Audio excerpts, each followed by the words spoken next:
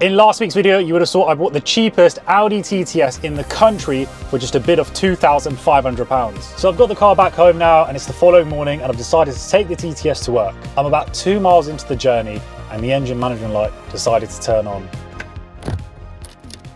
So let's check out what the issue is with the TTS. We've got an engine light on. Let's get this set up and let's scan the codes on the car. Right, so it's gone through 21 systems. We've got 4 codes for engine management, 1 for the brake electronics and 1 for the aircon, and then 3 more for central electronic units. So comfort systems, I think that's just because the key fob isn't working. Airbag igniter, window regulator switch, locking module, loads of small things. But what we are going to do is we're going to clear everything, and then later on, once the car's at the garage, we'll see what comes back up. So bank system 2 lean at idle, that could be why the engine codes come up. The rest of the codes for the engine are engine speed sensor, coolant fan control circuit, and emission system. So what I'm going to do is I'm going to go ahead and I'm going to clear these codes. Then we're going to see what we're left with once we get the car running again. So fingers crossed, once we get to the mechanics, a lot of those codes are just going to be old issues with the car. So the plan for this car today is we're going to take it down to the mechanics because we need to get an MOT done on the car as it has now expired. Whilst it's there, I'll get them to give this car a service because you saw the oil did look pretty old. We don't have a record for when it was last done, so I want to get the oil filter and the air filter, get all of those things replaced. I then want to have a good look underneath the car just to make sure there aren't any issues, and hopefully we don't have any more issues with those fault codes. I'm hoping that they were all old codes and the engine management light, along with anything else, doesn't come back on. So that's the plan for today's video. Let's get heading down to the mechanics.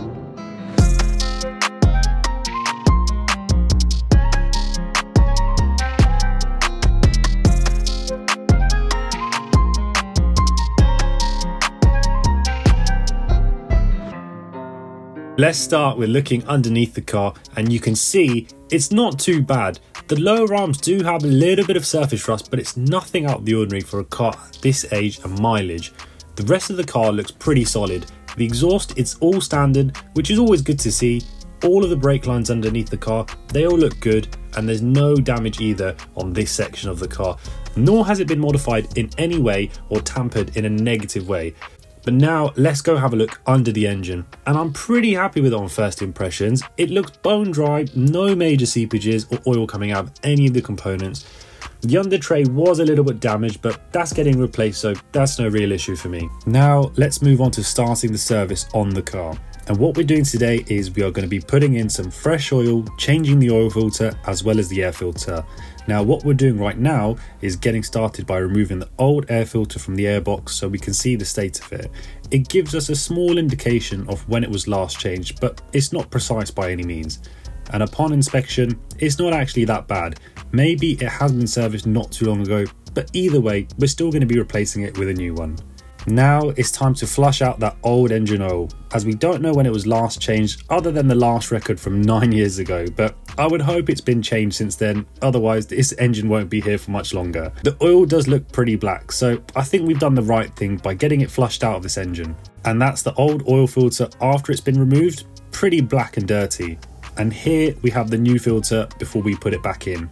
Now it's always good to clean up your mess. Getting the oil changed and taking the filters out can get messy, leaving some drips and spills. So we're just putting on some degreaser to make it nice and clean like it was when the car first came in. Now finally, it's time to add in the fresh oil we've got. Some premium 5W30 is going to be going in, and approximately about 4.5 litres. And you can really see from the colour of the oil that came out to what's going in, it's hopefully going to make this engine run at its best. And that concludes getting the car MOT'd and serviced for today.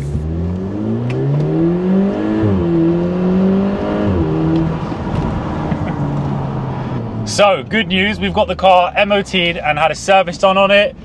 Generally underneath the car, it's actually in pretty good condition. I had a chat with the mechanic and I just said, point out to me anything which you feel might be something which I'll have to worry about or think about in the near future. But generally, underneath, the car was in pretty good condition. There was a little bit of, you know, light surface corrosion, but it is an older car. It's going to be expected to see things like that, so it wasn't something for me to be majorly concerned about at all. But considering the type of car which this is, you know, like a cheap sports car, it can be a bit worrying sometimes to think it's been used and abused. But generally, underneath the car, it was very, very nice.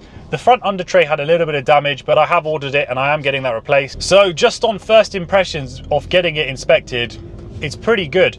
MOT wise, there are no advisories. All of the brakes, the disc, all 4 tyres are in very, very good condition. And it is nice to see on an older car when you take it for an MOT and you can get it advisory free. Service wise, what I've done was got the car bought here to get an oil change, get the filter replaced and get the air filter changed as well. The reason being, when I did check the oil over at Bridgewater, you could see it was quite black. It did look a little bit dirty, which isn't always out of the ordinary, but just to be on the safe side, because I don't have a service record to show when it was last serviced other than like 2014, there is nothing more recent. So just to play it safe, I thought get some fresh oil in the car, because we don't want to be driving around with the car if it hasn't been serviced in 9 years.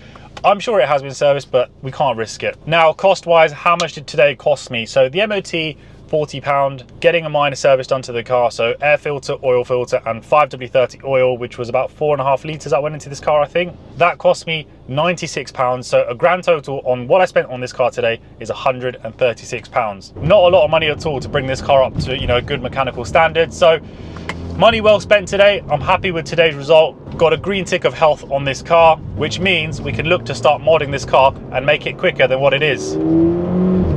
But what we're going to do now is let's get this car taken to the car wash, get those hideous stickers taken off the side of the car, and let's see what the paintwork is looking like underneath this car. So let's head down there now.